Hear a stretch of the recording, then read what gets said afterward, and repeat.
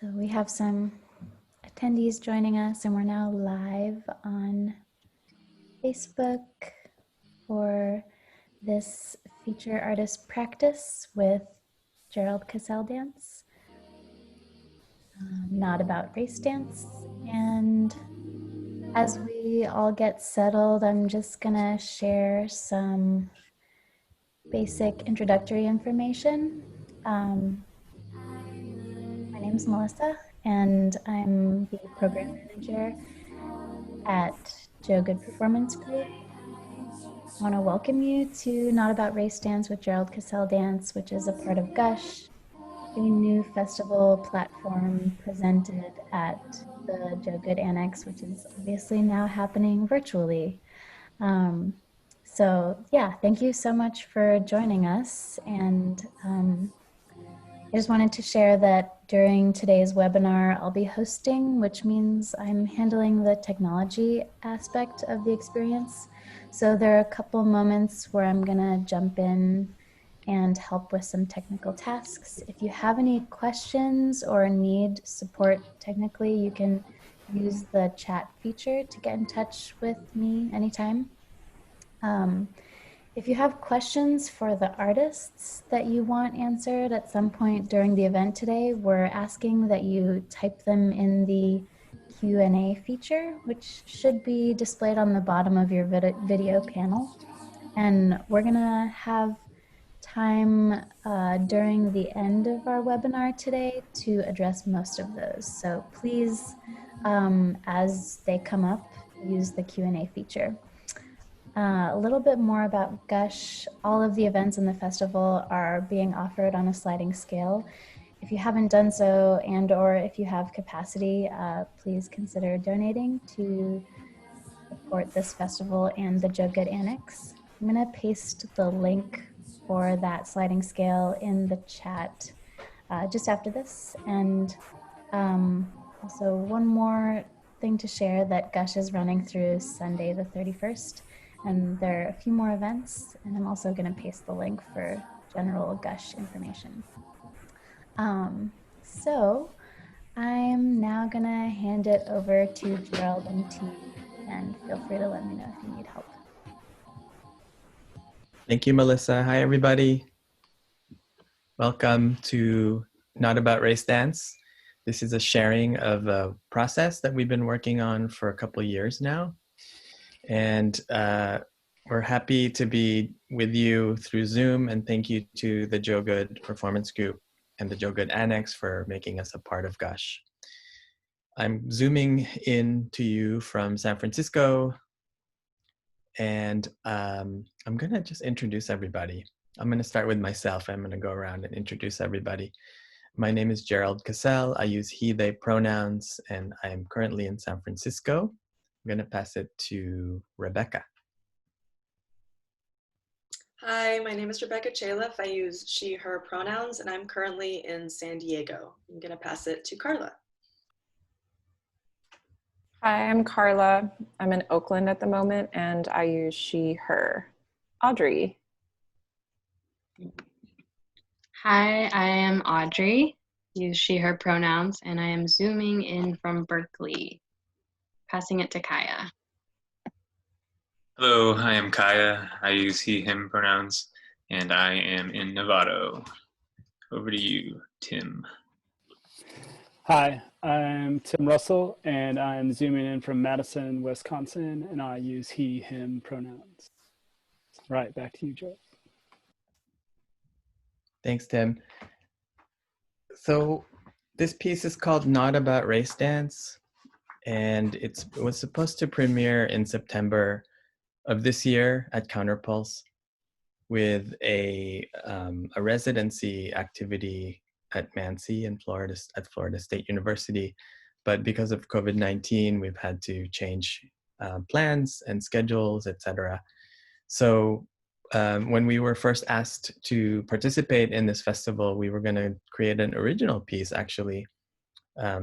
But because we couldn't rehearse, and there was a lot of unknowns about what we would share, I thought it would just be a good idea to share what we've been working on for so long. This piece started in 2018. Actually, before that, we started rehearsing, but the first preview performance was in 2018 at ODC Theater. But actually, I think of this piece as part of a larger work, a triptych, which started in 2015 with Splinters in Our Ankles, which was another evening length work. And I consider the triptych as a work that's about race and identity. Splinters in Our Ankles was my personal quest to understand my own Filipino heritage and why I didn't understand or know about the embodied practices of traditional folk dance in the Philippines. And it was a way to give myself an education on that process, and while also practicing the compositional elements that I already knew, that I inherited. The next work was called Cover Your Mouth When You Smile, and that was a trio with Pei Ling Gao and Nayi Kim. And we premiered that in 2016, but we also premiered it again performed it again in 2018. And the third part is Not About Race Dance. But between Cover Your Mouth When You Smile and Not About Race Dance, I made a piece called Taglish, which was my response to Trisha Brown's Locus. In 2016, Hope More Dance invited 10 artists to respond to Trisha Brown's Locus, which is a seminal work from 1975. And doing research and learning that dance provided me with the foundation to research whiteness in postmodern dance, to think about whiteness and the structures and the invisibility of whiteness in the structures that I embodied and knew. And which led to a lot of questions about what is a universal body? What is a neutral body? Can there be a neutral body? Or are these false universalisms? So that work, because of that work, I wrote several essays, one of which was my response to Locus, and I'll give you a quote from that piece in a few minutes. But this work, Not About Race Dance, is in conversation with two important works that I think are part of the postmodern dance canon. The first one is Trisha Brown's Locus, like I said, from 1975. And the second one is Neil Greenberg's Not About AIDS Dance from 1994. I saw Not About AIDS Dance. I went to the premiere at the Kitchen in Chelsea in 1994. And that piece had a huge impact for me as a queer man during living through the AIDS epidemic in the 80s and early 90s in New York City. Neil's piece really impacted me. The work dealt with the silence around the lived experiences by those who suffered from HIV and AIDS, and the appeal for public acknowledgement that the disease was killing so many artists. And one of them was Neil Greenberg's brother. And that moment in the piece really sticks with me, and it's a really powerful moment. The work also uses projections, super titles in the back of the performers, which discussed the feelings and thoughts that the dancers were having, but also using Neil's voice to describe what was happening on stage. And Locus, which Trisha Brown made early in her career, it created the seminal white cube for which Trisha was known to have established around a body of work, right? So the movements in Locus you can see expanding into larger works, including Set and Reset and Opal Loop, and how she created these structural parameters, physical parameters, to create improvisational forms, but also forms that then become embodied by multiple bodies. So I wrote, by imposing spatial constraints, Brown found a way to rebel against her own habits, also enabling her to articulate a movement vocabulary that was formally pure and neutral. This assumption about postmodern formalism became a conflict for me. And I also wrote, my brown body cannot be read the same way as a white body, particularly in a white cube. As a dancer and choreographer of color, my body cannot be perceived as pure. And in an essay I wrote called Race and Abstraction as part of Lauren Simpson Dance's piece. I wrote, I am always already only read as a brown body that marks the space I occupy with histories of colonization, assumptions about my intelligence, and expectations that I fulfill the white imagination's exotic fantasies. This false universalism is pervasive in postmodernity, that bodies and objects can be devoid of their spirit and serve as repurposed tools that can deconstruct ideas and tropes to serve the visual aesthetic of the artist. So this work has a lot of those elements in it, and I'm going to ask Becky to join me to have to talk about her role. Becky has been dancing with me for many years. She was in the original cast of the preview performance in 2018. So Becky, I wanted to see what your thoughts were and what your role as dramaturg would be for making Not About Race Dance. Yeah, thank you, Gerald. Thank you for that beautiful introduction and for sharing some of your thoughts about race and abstraction. Yeah, so as Gerald mentioned, I have been dancing with him and working with him for a really long time. I actually first met Gerald when I was just in college. And so we've known each other for over a decade now. But I was, in the original cast of the preview, of Not About Race Dance, as well as a dramaturg at that stage. And Gerald and I, discussed a lot how to talk about how to respond to Not About AIDS Dance and how that would become a touchstone for the work. But we also talked a lot about how we wanted to comment on the relationship between race and abstraction, and particularly the relationship between whiteness and US American postmodernism. So Trisha Brown's Locus is something that Gerald was working on, and it was something that I was researching, and so we had a lot of conversations on how to successfully represent the work while critiquing it rather than simply reproducing it. But a lot actually has changed in the process for Not About Race Dance since then. I'm sorry, there's a plane going overhead my home, so it's a little distracting.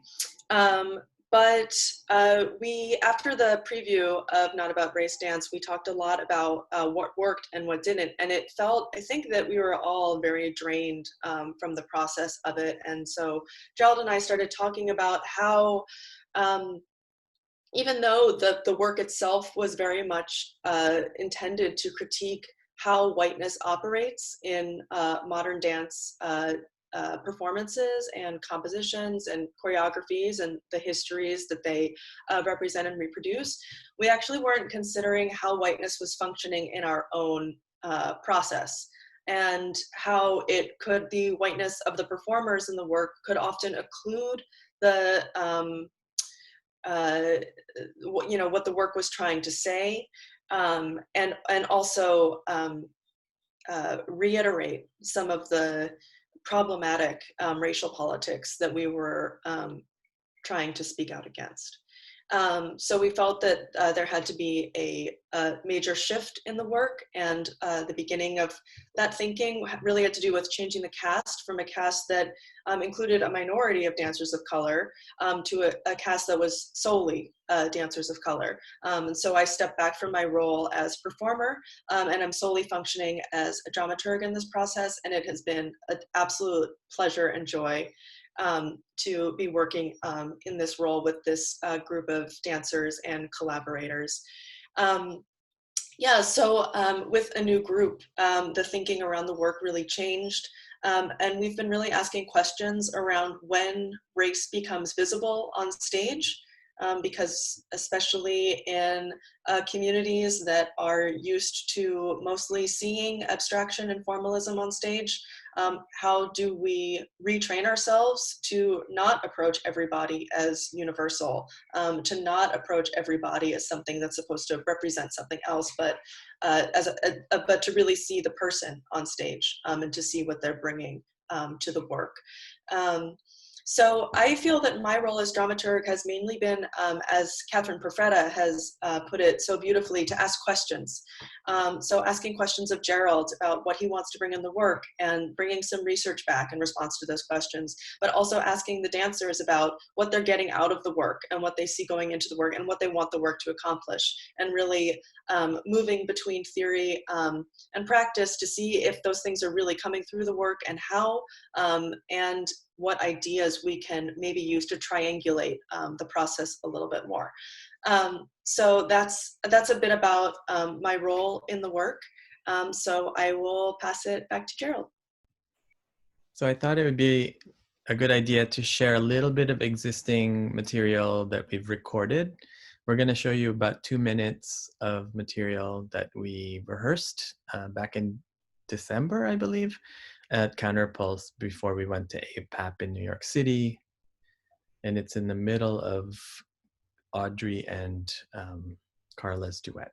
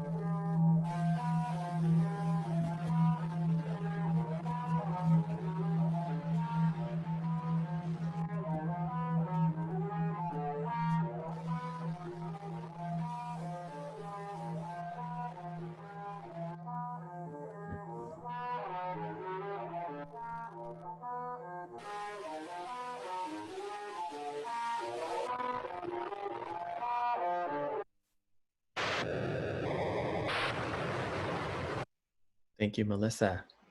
Thank you, Tim. Great, so that was an excerpt from the duet in the middle of the piece with Karla and Audrey. I wonder, we have an order, but I'm gonna skip. I'm gonna go to Tim. I wonder, Tim, if you can talk about your role as a sound designer, composer, musician, live musician, collaborator, ally, any of that. Yeah, for sure. I'll also mention that I have been a part of this work from the very beginning, going back to the original triptych. So being able to have like a very broad understanding of how this work has grown, where it comes from, and having my own personal history and rediscovery of the piece has been very interesting. The sense of universal universality. I don't know. I think I just made that word up, but I think that's something that's been on my mind a lot, because in performance, I am a white body in the space, usually being on stage performing this music, but the media that I deal with and the medium that I'm presenting is like invisible. So that connective metaphor rings out to me of kind of, and also a framing. So there's all of these connections and conflicts that I've been dealing with myself as a white body in this work, and trying to come to an understanding of how I can be an ally to the work and the process. So both of that revolves around like stepping back from it, trying to understand where Gerald was coming, where you're coming from with this work. And then, like Becky said, asking a lot of questions, doing a lot of listening, both to Gerald and all of the performers as well. But then also looking at how to deconstruct the actual space of performance, which is like started to come in as we did the performance premiere, where I had another collaborator, Rodolfo Cordova, and we decided not to, for instance, use the house sound system at all. We set up our own sound system within the space. Because it's like, you know, as much as we can look at it, we can say we have all these fancy theater systems, but they don't work always for our work. And so it's asking what works for the work. And that's where my brain really started to get thinking about these different structural elements that we can bring in. So even just saying, hey, your big fancy system is not what this work needs. What does this work need? We wanted localized sound. We wanted sound that was not the box itself, but was within the box, just as the rest of the movement was, and the performers. And so from there, sorry if I'm talking really fast. I have like probably 20 points and I'm trying to get to all of them now. But from there, it evolved more, and it was interesting as we moved to Akron and as the cast changed and changes started happening with the work, constantly evolving my place in it, and constantly thinking about how we can deal with this. I'm thinking about repetition came up a lot, and how repetition serves to like create these like truths. And it's not because they're real, it's just because we've repeated them a whole bunch. And so I started to think about how we could do that with sound. And one of the obvious things is maybe using looping, but then it was also to say like, what happens when we shift the control of that? And so we worked a little bit in Akron with people using, with the performers, not me having control of looping a little bit, but then also thinking about there's times when I can intersect and loop different parts of text, different kinds of sound. In that case, we also, in Akron's case, we also detached audio, again, having like a separate microphone that was controlled by the performers, and then a speaker in the space, which served as an object in itself in a disembodied voice. And then we could, you know, talk for another hour about disembodied voice and how that plays into the work and the framing of it. Yeah, and so we talked about microphones too, about how amplification is also a metaphor for power, and what happens when you take away that power, and when you give that power to the performers, especially performers of color, and when you know, kind of relinquish that control as a disembodied white body that we don't see but we hear, there's still power that's invisible that we can push against. Yeah, indeed. Thank you so much for bringing that part up. Yeah, so it's interesting to think about where does the voice come from? How can we shift that in space? Currently, we're working on developing more structural elements and more independent sound systems, especially as we look to tour the work, and saying how can we arrive anywhere we need to be and have what this work needs, because like the white colonialist theater space might not be what we need to do. And so how can we intersect your expectations of that? And is it like, do you really need all of this fancy stuff? Do you really need what this is? Is that really, once again, is it serving the work? And that's where I'm at with the audios, is going, how do we serve the work?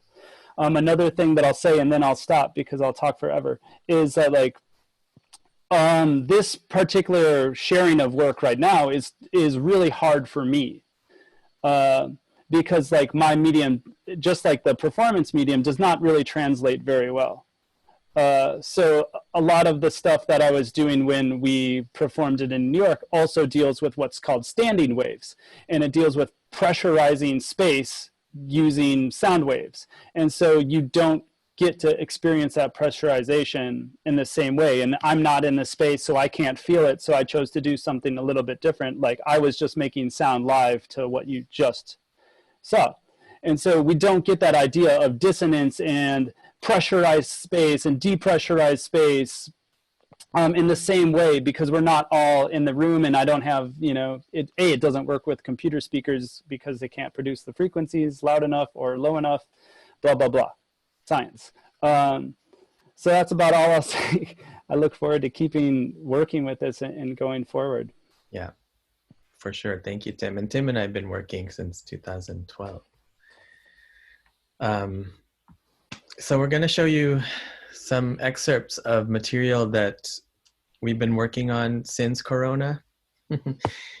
And we decided early on that we would continue to develop this work, and to, you know, even if we can't be together in the same space, that we could still think about the concepts and play with what we have. So one of the things I'm interested in is writing about these concepts and performative writing, and then using amplification, for example, using a microphone while we would read these texts, and, you know, probably placed in positions in the stage that you would not normally see a microphone, for example, as a hint. So can we roll Karla's video, please?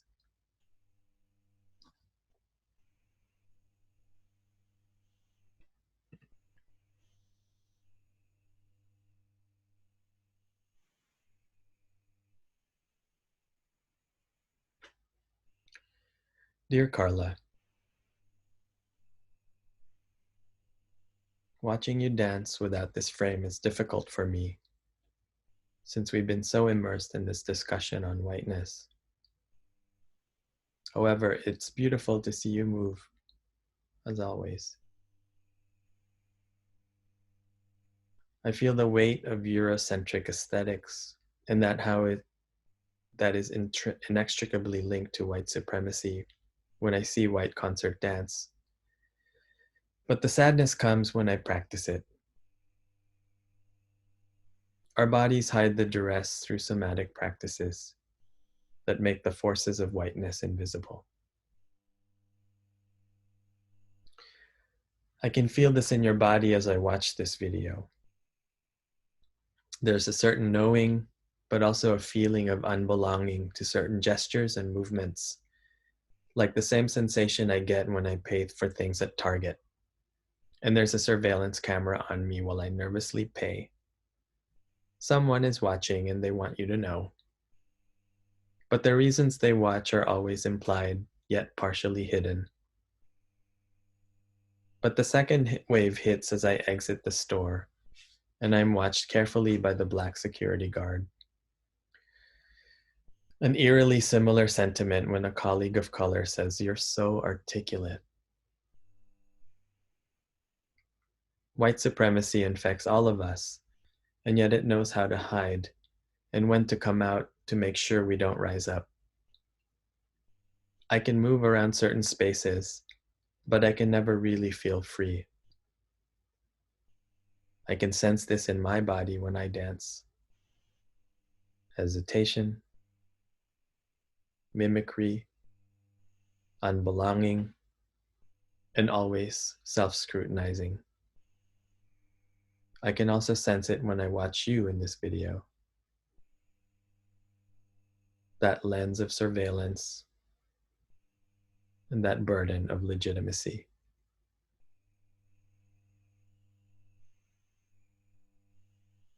Thank you, Melissa.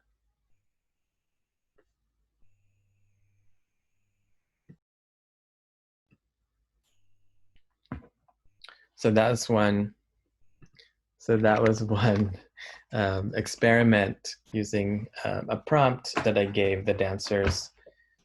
I gave them two prompts, actually. One is, what are you grieving right now? And the second one is, how does white supremacy show up in your body? So let's show Audrey's video, please.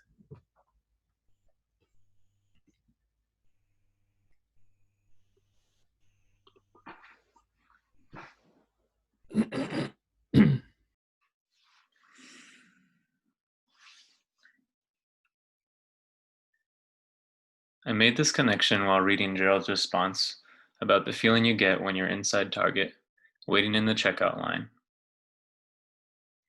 For me, white supremacy inhabits the body when there's a feeling of unwarranted surveillance.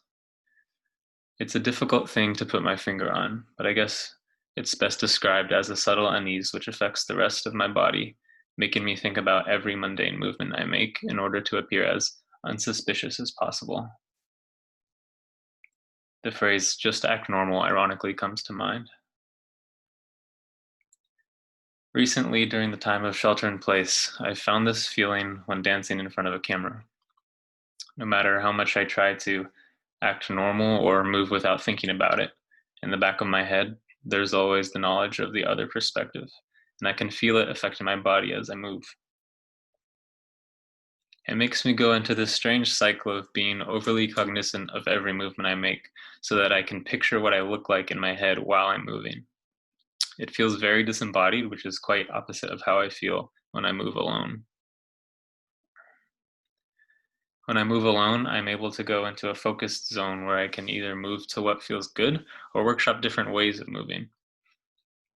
I've noticed that I get immediately taken out of this zone when my mother or stepfather walks by. I can feel their eyes and it breaks the focus, even if they're just passing. Sort of like writing an email while somebody stands behind you watching. Thank you. We've inherited a machine that turns colorful souls into flat ones, an apparatus that measures the value of our expression against ideals based on the peculiarities of a few influential movers. Auditions, applications, degrees, certifications, ranks, awards, trademark techniques. These are all fragments of this system, the one that marvels at the spectacle of our erasure as we tirelessly strive for a place in this order. You are now in a narrow parallel lunge. What do we see? Are we delighted by your blurriness or secretly uncomfortable by your visibility? Have you found a way to truly let go inside this form? Has it enriched your dancing? Did you have a plan? Or did you think that you couldn't afford to say no to it? I admit, I am a petty tyrant in this order. I police my own narrow parallel lunge. I may have even surveilled yours, all the while plotting to dismantle this rigid order and escape this constant need for legitimacy. Thank you.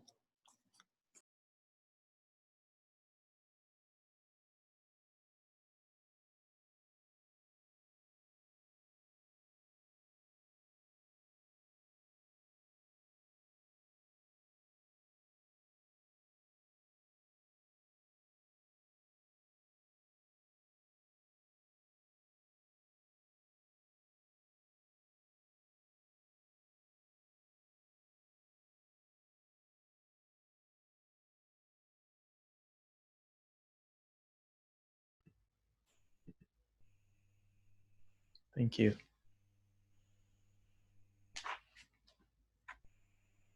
We have one more excerpt. So this one is Kaia dancing.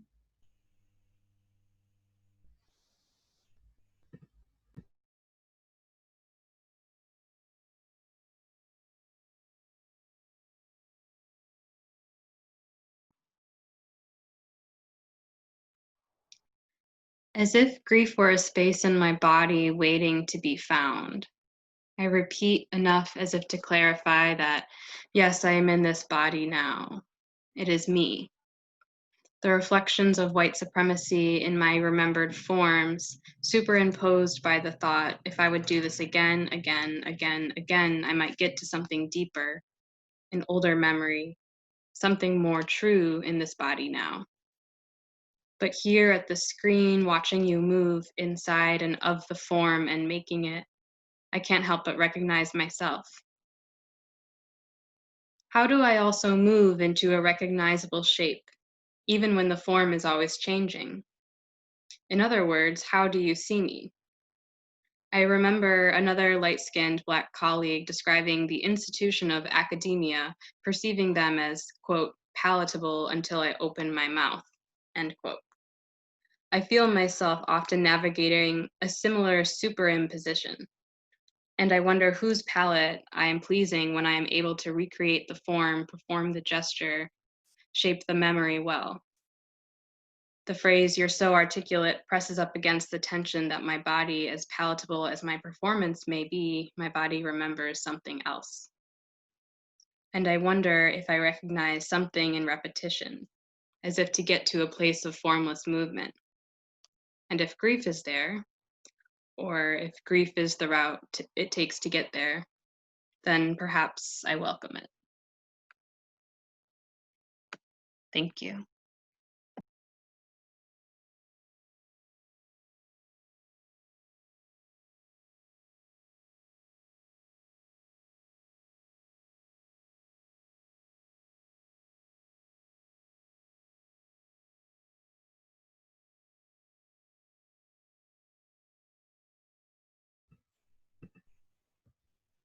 Thank you.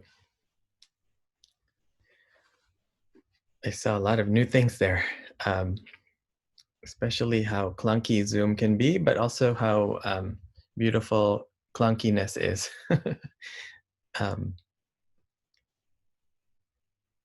So y'all just recorded that using your phones, is that right? And I started with the prompt, and then Karla responded to it by moving, and then I wrote a response to her movement, and then on and on and on. I also heard a few threads.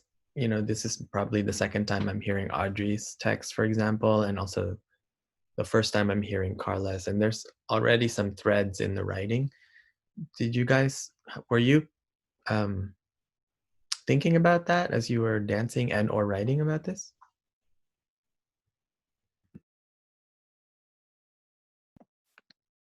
I can start if that's useful.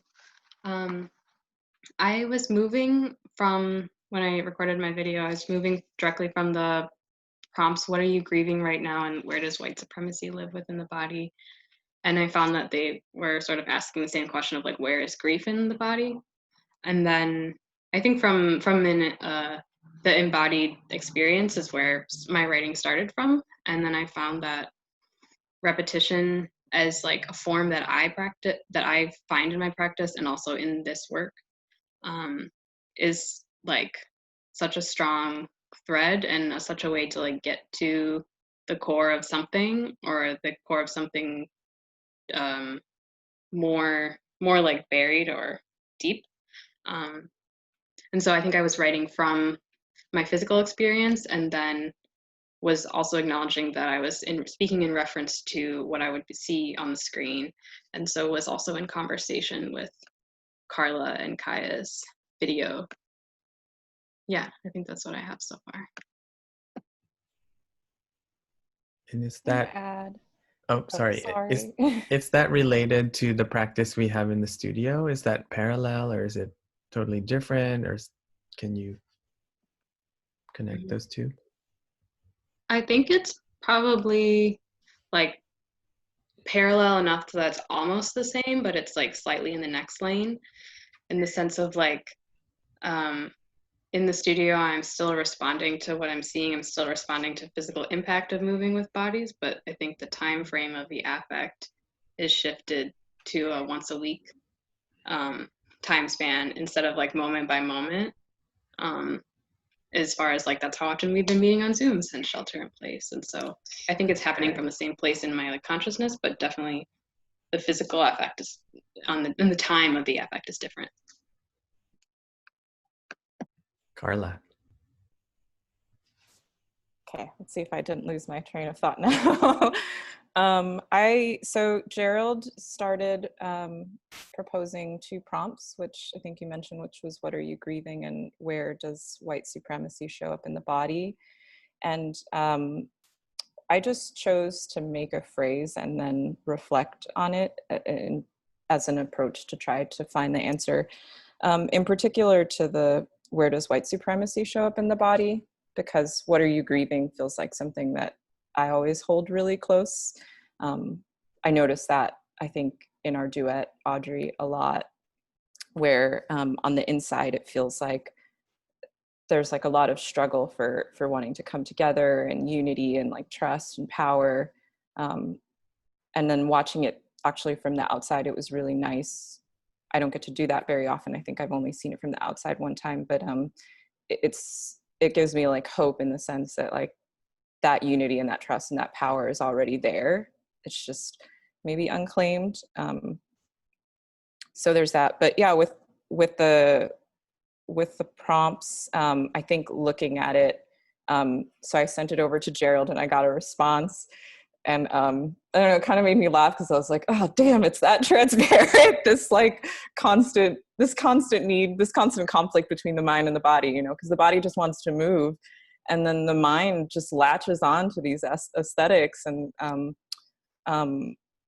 these like structures that serve to try to police its legitimacy the whole time, which are, you know, mostly white establishments.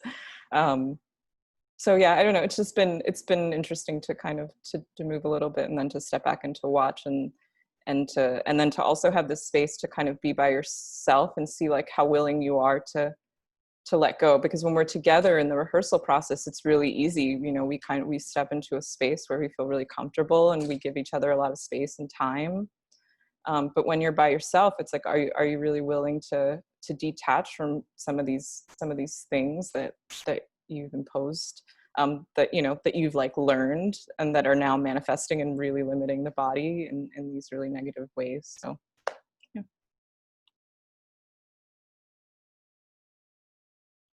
I will go. I think the way I approached this was mostly in response to Gerald's question about how does white supremacy inhabit the body, and his response to Karla's movement. And I kind of just went into it. At first I reread Gerald's response a few times, and then I immediately just started to record just some improvisation.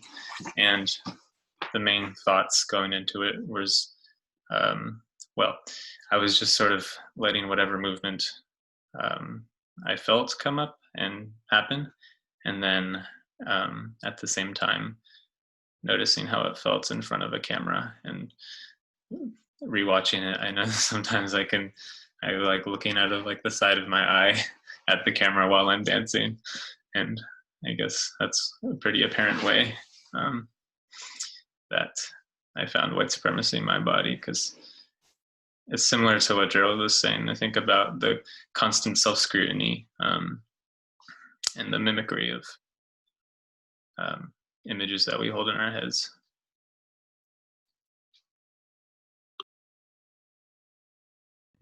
Thank you, Kaia. That's great. We have a few questions. Melissa, do you want to help us with Yeah, this? sure.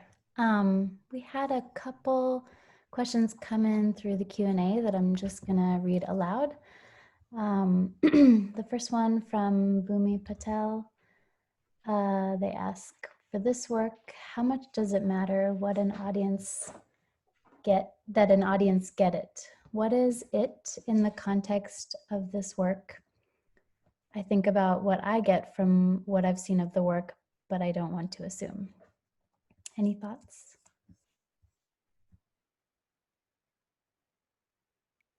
I can address this question if that's okay. Please. I think, Bhumi, this is a great question. Thank you for answering it.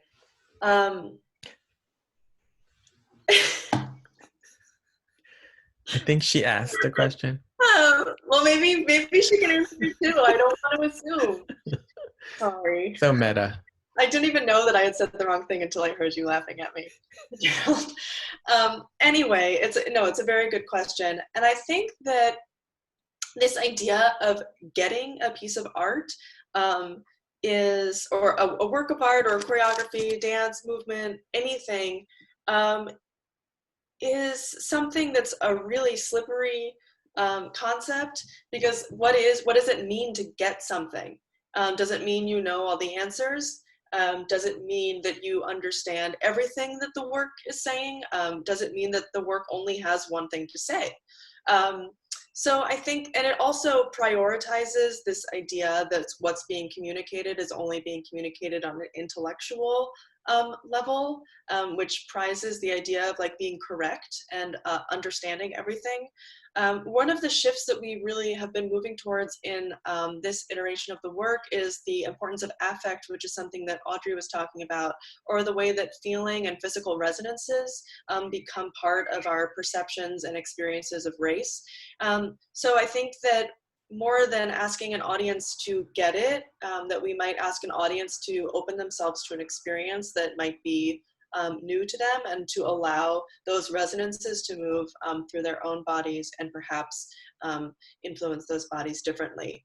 At the same time, of course, I hope that the audience understands that there is this sort of Derridian turn that in saying that it's not about race dance, that it is of course about race. I think that's as much framing as the dance needs. So hopefully people are getting that much, at least. So yeah, that's my answer. I would also add that to me, the pressure to get something while you're experiencing a work, whether it's dance or film or visual art or theater, it's complicated, because to me it's connected to acquisition or transaction or extraction, that you have to get it in order to be validated, or that you got your money's worth, which to me feels a little part of the capitalist project, that we're trying not to be under those ways of measuring success in terms of how to develop this dance. So, and in thinking that way, it frees me up as a director, as a choreographer, not to be concerned with those kinds of outcomes. Okay. There are other thoughts to jump in with. I'm going to share another question that came in through the Q&A. As people of color, do you think there is a hidden pressure on us that tells us our work is only valid or will be seen when it is about our, quote, otherness, unquote, from whiteness? Any thoughts? It's a lot there. I think I see it in 3 parts. There's always a hidden pressure if you're a person of color in this country, number one. And determining your validity is yes. Oh, I can't read the 3rd part. Okay. And the 3rd part is its relationship to whiteness. So yes, absolutely.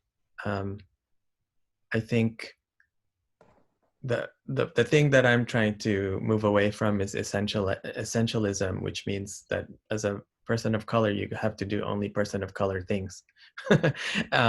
And, refusing that has been a tough, project for me as a teacher, but also as a choreographer and as a mover, resisting those tropes.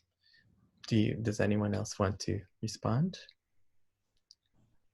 I'll just really quickly say yes also. And I think also from both sides, I mean, from the sides that, tokenize you, and then also pressure to conform, within your own communities to expectations of, what fits within the box of, in my case, Latinidad, for example, like what fits within that, what's acceptable within those parameters, could I just make a piece about a table, for example, and have that speak for itself?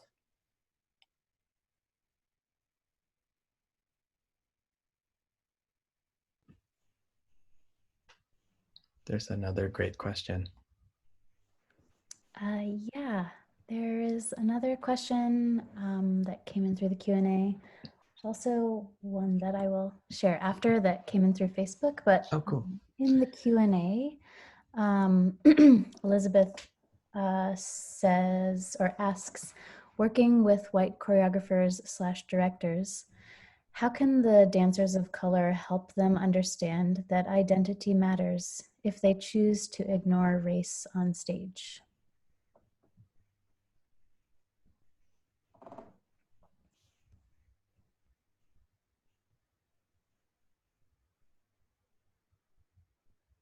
There's so many parts there too. I think, you know, acknowledging the ignoring race is the first step. Like, are we on the same page? Do you see me for who I am? That's one way to start the conversation. Another related issue to this is tokenism and representation, which came up yesterday in Dancing Around Race.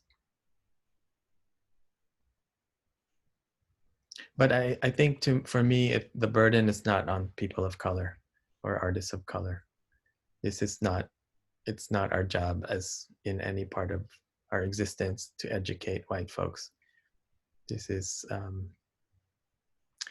invisible labor that we always have to do.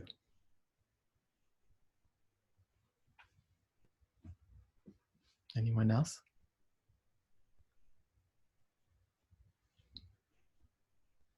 Give them a book. Tell them to read. Tell them to do their work. No, I'm serious. It's everywhere. That they haven't come across it, that they're making the choice not to is, like Gerald said, it's putting a burden on you and also everyone else. What books do I recommend, Boomy? Oh, girl, it was a longer email. But I mean, read Cydia Hartman, read Christina Sharp, read E. Patrick Johnson, read Queer Theorists of Color, read Sarah Ahmed. There is a reading list available on the Dancing Around Race information sheet that I think Gerald can circulate as well. Yeah, you don't have to educate them, and also you can walk away from the process. You don't have to do that work, but that might be wishful thinking for a lot of reasons. Just attach the reader to the chat. Awesome. Thank you for these really great questions. I'm going to share one that came in on the Facebook Live from Liz, who asks, can technique be liberating? Can movement from imagery or emotions be legitimate? Can you repeat that again? Can technique be liberating? Can movement from imagery or emotions be legitimate?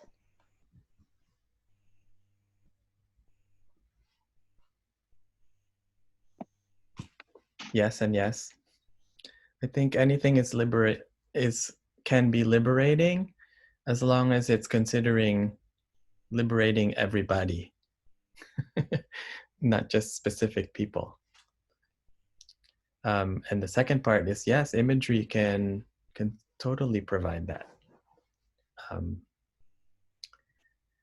But, you know, it's also problematic because this is, oh, here we go. In my next critique of somatics, or things like idiokinesis, where you're imagining an image from one person and then transmitting it to someone else using your language, it might not come across as the same, or again, universal, because language is powerful. So sometimes the imagery that you're thinking about and does not apply to everyone else's experience or bodies or cultural context or religion. So how we define emotion through imagery is super complicated, but I definitely feel like those are really great questions and appropriate to ask any kind of movement practitioner.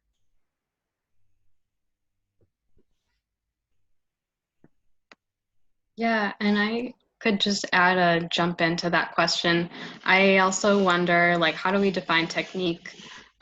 What techniques are we talking about when we ask if it can be liberating? Is it, if I take my ballet class, is it now liberating, or is there a technique to everyone's practice? I would argue that there is technique to all practices that are a movement form.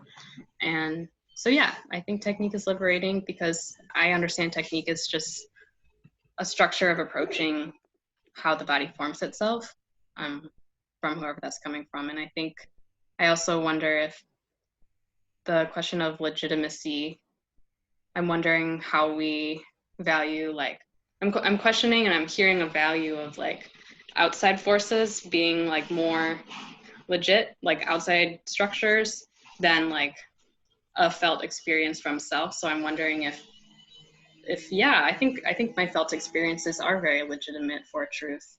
So I think, yes, I think that's all I wanted to add. Thank you. Yeah, sometimes technique can be used to as a way to measure knowledge too, and I think by doing that, then we cut out all other forms of expression that can be measured in such a way that Western technical forms have been passed on, right? Through level 1 ballet, through level 4 modern, like all of that is so subjugating, and it doesn't really matter. And there's other ways of knowing and liberating yourself through a practice that doesn't fall under those rubrics. Okay, that it for questions? Anyone else want to have any last thoughts before I say bye? We have a minute left. So I just want to say some thank yous. First of all, to Melissa for hosting this event today and yesterday so beautifully and handling all the Zoom technical problems. And I want to say thank you to Christy Bolingbroke at NCC Akron, the National Dance Project, the NIFA grant, and Counterpulse, who is going to co-produce this piece when it eventually premieres, and the Kenneth Rainin Foundation for its initial support back from 2018, and then the Arts Research Institute at UC Santa Cruz. Okay, there's another question, but we are almost out of time. We'll answer you. Does anyone want to answer that real quick? We have 1 minute. Yeah, I think that's an important question. I can speak to it really Yes. quickly. Yes and no. I mentioned Christina Sharp earlier. She has this idea that anti-Blackness is like the weather. It's the general climate that we live in. And this hasn't changed. And the recent events are all reminders that it's a very necessary thing to attend. And I understand it as like flashes of lightning that have appeared in our environment right now, but that the environment, the atmosphere, the climate is the same. And that's what the work is responding to, and that it continues to respond to. So, Gerald, you probably have something to add too. I mean, yeah, of course. And when COVID started, a lot of Asian communities were more affected through xenophobic harm. And then now, you know, complicating this with what's going on in Minneapolis, definitely the pain and all of these issues that are undergirded by racial tension have really shifted my thinking. And it's always been part of my thinking. So one of the things we're thinking about is how we experience time, for example, in our bodies as people and performers of color. Right now in Zoom land, my body and my sense of time has totally shifted. But this last week, it has been really super complicated and compressed. And like Becky was saying, it's always been there, but certain things can really exacerbate these physical affects in how we're feeling and thinking about our bodies in space. So yeah, that's a great question, and I can go on, but we're out of time. It's 5 o'clock. Thank you so much, and thank you, Karla, Kaia, Audrey, Becky, and Tim, and Melissa. I really appreciate it. Thank you. Thanks for being here.